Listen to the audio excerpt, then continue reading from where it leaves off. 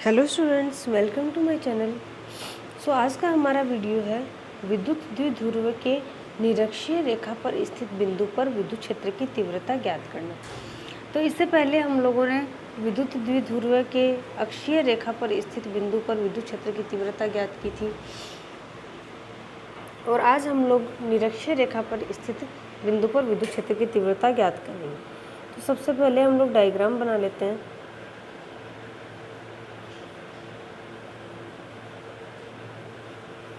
तो ये है विद्युत द्विध्रुव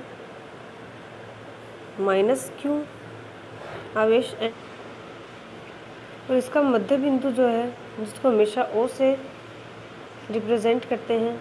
दोनों आवेशों की मध्य की दूरी जो है वो हमेशा 2a होती है।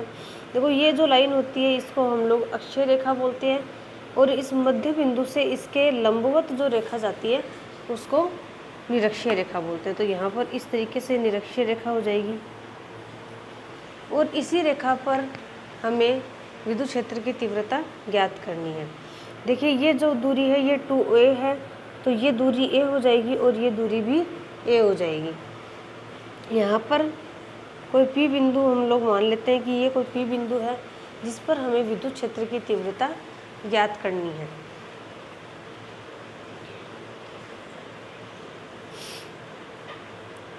इस पॉइंट को नाम दे देते हैं A और इस पॉइंट को नाम दे देते हैं B। देखिए माइनस Q आवेश के कारण विद्युत क्षेत्र जो है उसको हम लोग E1 नाम दे देंगे, और प्लस Q आवेश के कारण जो विद्युत क्षेत्र है उसको हम लोग E2 नाम दे देंगे। तो अब हम लोग विद्युत क्षेत्र की तीव्रता ज्ञात करेंगे। तो सबसे पहले माइनस Q आवेश के कारण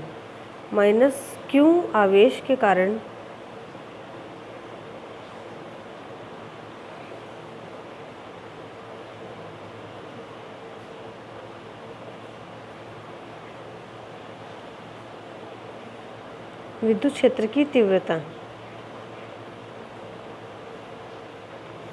तो देखिए माइनस Q आवेश के कारण विद्युत क्षेत्र की तीव्रता को हमने E1 माना है, और इसके कारण विद्युत क्षेत्र की तीव्रता, तो देखिए सूत्र जो है वो तो वही रहेगा 1/4πε0 Q, जो कि हम लोगों ने Q ले रखा है।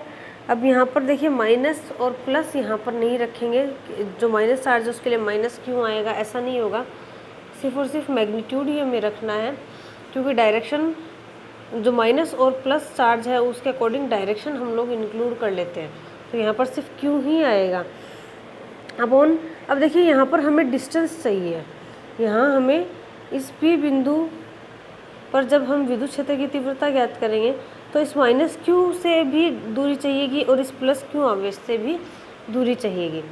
तो देखिए यहाँ पर ये दूरी हमें चाहिए। तो ये दूरी ज्ञात करने के लिए अब P बिंदु जो है, ये मैं आपको पहले बताना भूल गई, P बिंदु जो है उसकी दूरी R लेंगे, जो कि हमेशा R ही लेते हैं। चाहे हम लोगों ने यहाँ पर अक्षीय रेखा के लिए जब ज्ञात किया था तब भी P बिंदु को हमेशा मूल बिंदु से R दूरी पर ही लेते हैं, और यहाँ पर भी ये P बिंदु जो है इस O से R दूरी पर ही होगा। तो अब देखिए यहाँ पर ये दूरी हमारे पास A है और ये दूरी हमारे पास R है, और ये जो समकोण त्रिभुज बन रहा है इसके अंदर पाइथागोरस थ्योरम लगाकर हम लोग ये दूरी को आसानी से ज्ञात कर सकते हैं। तो यहाँ साइड में मैं लिख देती हूँ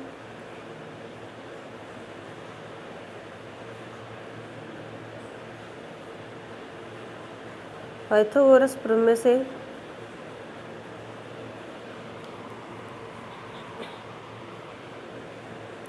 AP इक्वल्स टू, अब देखिए AP जितना होगा उतना ही यहाँ पर ये BP होगा।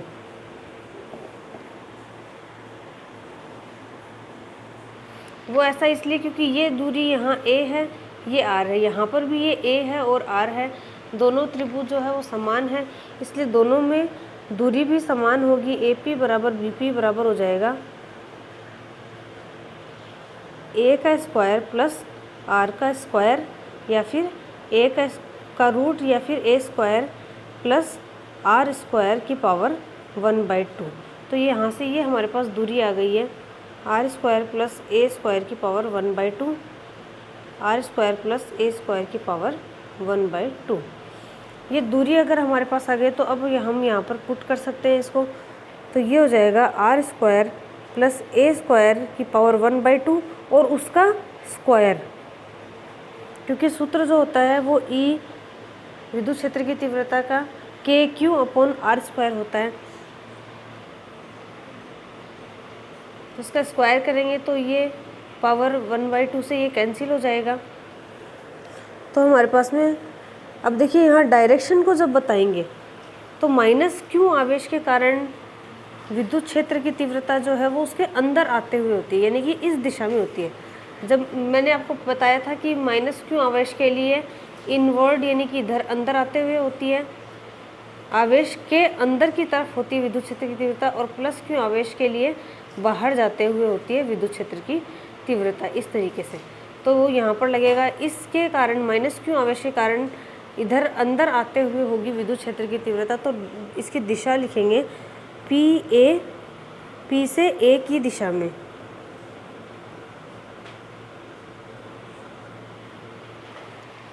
तो ये इसके लिए हम लोगों ने लिख दिया। अब इसी तरीके से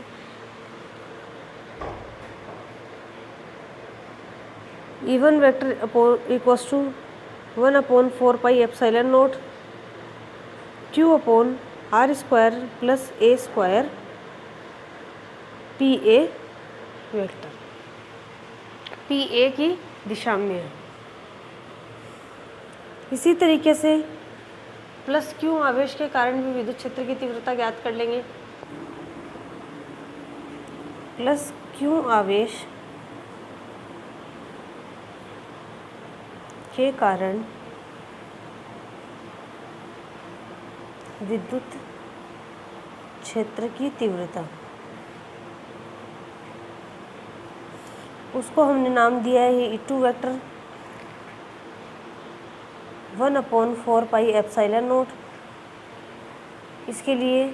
और Q दोनों आवेश जो है वो विद्युत द्विध्रुव के समान ही होते हैं। अब दूरी भी यहाँ पर समान ही है, r² प्लस a² की पावर 1/2 और उसका स्क्वायर। अब इसकी दिशा अगर देखेंगे तो +q आवेश के कारण जो दिशा है वो बाहर जाते हुए होती है। तो यहाँ देखिए ये जो दिशा है ये इस तरीके से होगी, बाहर निकलते हुए B से P की तरफ ऐसे बाहर निकलते हुए होगी। तो ये दिशा हो जाएगी E2 वेक्टर की और ये दिशा है E1 वेक्टर की। ठीक है, तो यहाँ पर इसके लिए हम लोग लिख देंगे BP वेक्टर की दिशा में। अब यहाँ ये पावर जो है ये स्क्वायर से कैंसिल हो जाएगी। E2 vector equals to 1/4 pi epsilon naught Q/r² plus a² PB vector.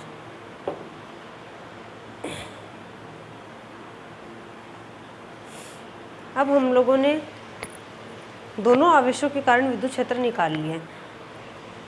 तो अब देखिए यहाँ पर हमें पता चल रहा है कि दोनों जो विद्युत क्षेत्र हैं वो परिमाण में समान हैं। देखिए 1/4 pi epsilon naught Q/r² plus a², 1/4 pi epsilon naught Q/r² plus a², यानी कि दोनों जो आवेश हैं वो परिमाण में एक दूसरे से समान है लेकिन दिशा में विपरीत है। यानी कि E1 वेक्टर का मोड इक्वल्स टू है E2 वेक्टर का मोड। दोनों का परिमाण जो है वो समान है लेकिन दिशा विपरीत है। अगर ऐसा है तो हमें यहाँ पर इनके कंपोनेंट्स लेने होंगे, यानी कि इनको घटकों में विभाजित करना होगा। अब देखिए घटकों में विभाजित करने के लिए तो सबसे पहले डायग्राम में हम लोग समझेंगे कि किस तरीके से घटकों में विभाजित करेंगे। तो दोनों जो आवेश हैं वो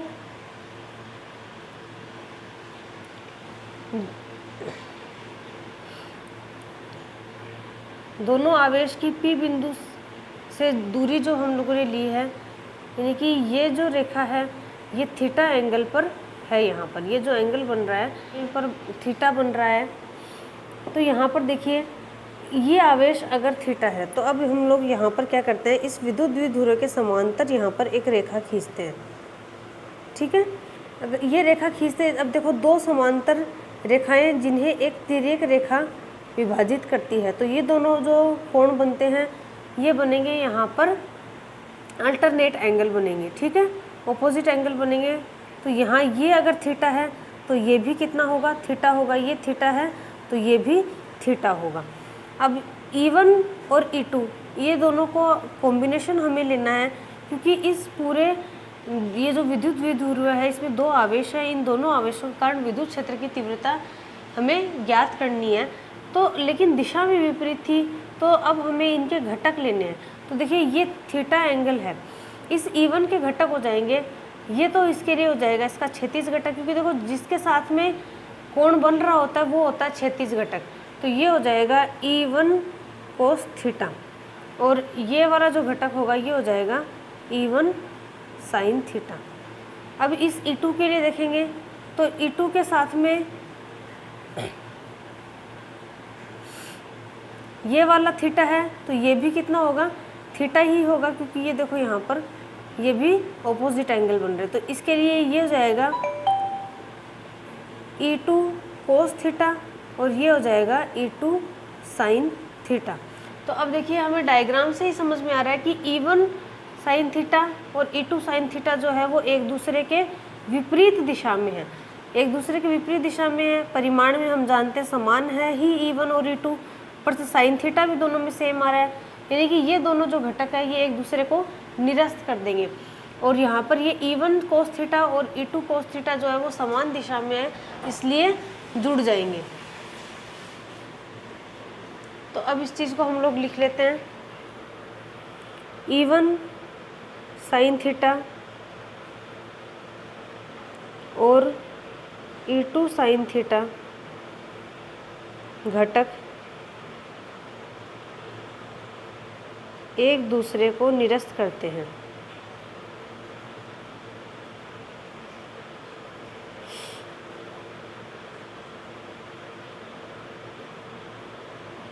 तो यहाँ पर हमारे पास में कुल विद्युत क्षेत्र E वेक्टर जो है वो आ जाएगा E1 sine theta plus E1 cos theta plus E2 cos theta, और इनकी दिशा जो है वो दिशा होगी, यहाँ देखिए इसकी दिशा जो है वो इस डायरेक्शन में होगी। तो ये दिशा जो है ये कौन सी हम मानेंगे, देखिए अगर बात करें इस विद्युत द्विध्रुव की, तो इसके विद्युत द्विध्रुव आघूर्ण की दिशा कौन सी होगी। विद्युत द्विध्रुव आघूर्ण जो है वो सदिश राशि होती है, इसकी दिशा हमेशा माइनस से प्लस की तरफ होती है, माइनस क्यू आवेश से प्लस क्यू आवेश की तरफ होती है। द्विध्रुव को P से रिप्रेजेंट करते हैं, तो ये डायरेक्शन होती है विद्युत द्विध्रुव आघूर्ण की, और ये इसके विपरीत दिशा में है। तो यहाँ पर हम लोग लिख सकते हैं माइनस P वेक्टर या माइनस P कैप, द्विध्रुव आघूर्ण के विपरीत दिशा में होगा विद्युत क्षेत्र। अब देखिए यहाँ पर हम लोग जानते हैं कि E1 और E2 परिमाण में समान है, तो ऐसा भी लिख सकते हैं 2E1 कोस थीटा, जो कि दोनों परिमाण में समान है। E1 की वैल्यू हम लोग कैलकुलेट कर चुके हैं, तो वो रख सकते हैं, और फिर कोस थीटा की वैल्यू भी डायग्राम से कैलकुलेट करके रखेंगे। तो E1 की वैल्यू रख दी, 2 एज इट इज़ रहेगा 1/4 pi epsilon naught Q/r² plus a²। कोस थीटा की वैल्यू भी हमें कैलकुलेट करके रखनी है, जो कि अब हम इस डायग्राम से कैलकुलेट करेंगे। तो देखिए यहाँ पर कोस थीटा हम लोग ले रहे हैं,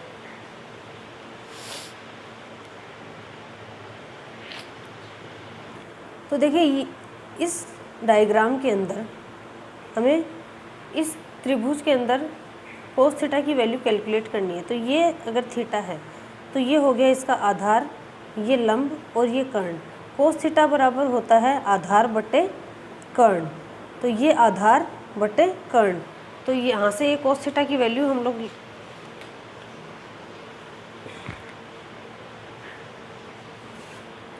तो यह आ जाएगा कोस थीटा बराबर आधार है a और कर्ण है r² प्लस a² की पावर 1/2 थीटा की वैल्यू है जो कि हम लोग इसमें पुट कर सकते हैं। तो ई वेक्टर हो जाएगा 2 1/4 pi epsilon naught Q upon R square plus ए स्क्वायर। कोस थीटा की वैल्यू पुट कर देंगे A upon R square plus A square की पावर 1/2 और इसकी दिशा जो है वो माइनस पी कैप है।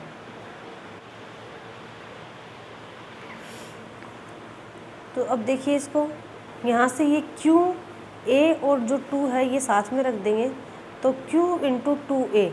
ऐसा इसलिए क्योंकि हम लोग यहाँ पर द्विध्रुव आघूर्ण बनाना चाह रहे हैं, यानी कि P के फॉर्म में इसको रख देंगे। बाकी जो है वो एज इट इज़ रह जाएगा 1/4 pi epsilon naught as it is. और आर स्क्वायर प्लस ए स्क्वायर की पावर 1 है यहाँ, और यहाँ आर स्क्वायर प्लस ए स्क्वायर की पावर 1/2 है। तो ये हो जाएगा आर स्क्वायर प्लस ए स्क्वायर की पावर 1 + 1/2 माइनस पी कैप। इसको हम लोग लिख सकते हैं P, जो कि विद्युत द्विध्रुव की वैल्यू होती है 1/4 pi epsilon naught as it is. R square plus A square की पावर हो जाएगा 3/2 और इसकी दिशा है माइनस पी कैप, विद्युत द्विध्रुव के विपरीत दिशा में है।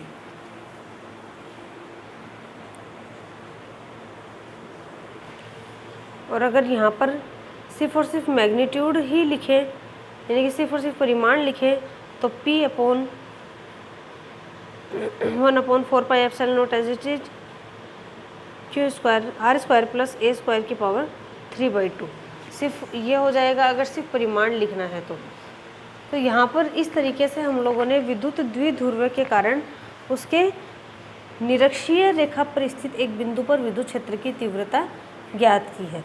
ठीक है, तो यहाँ पर लिख सकते हैं हम लोग निरक्षीय रेखा पर है ये। अब जैसे कि पीछे वाले टॉपिक में हम लोगों ने किया था, जब अक्षीय रेखा के लिए कैलकुलेट किया था, तो यहाँ पर कंडीशन ली थी कि ए स्क्वायर जो है वो बहुत ज़्यादा यहाँ पर छोटा है आर स्क्वायर की तुलना में, तो इसको यहाँ से नेगलेक्ट हम लोग कर सकते हैं। तो ई वेक्टर निरक्षीय इक्वल्स टू हो जाएगा P/4 pi epsilon naught r की पावर 3। आर की पावर 3 हो जाएगी कि 2 तो कैंसिल हो जाएंगे और इसकी डायरेक्शन है माइनस पी कैप। ऐसा कर सकते हैं, या फिर माइनस पी वेक्टर, क्योंकि ये यहाँ से P into p cap p vector बन जाएगा, minus p vector 4 pi epsilon naught r cube.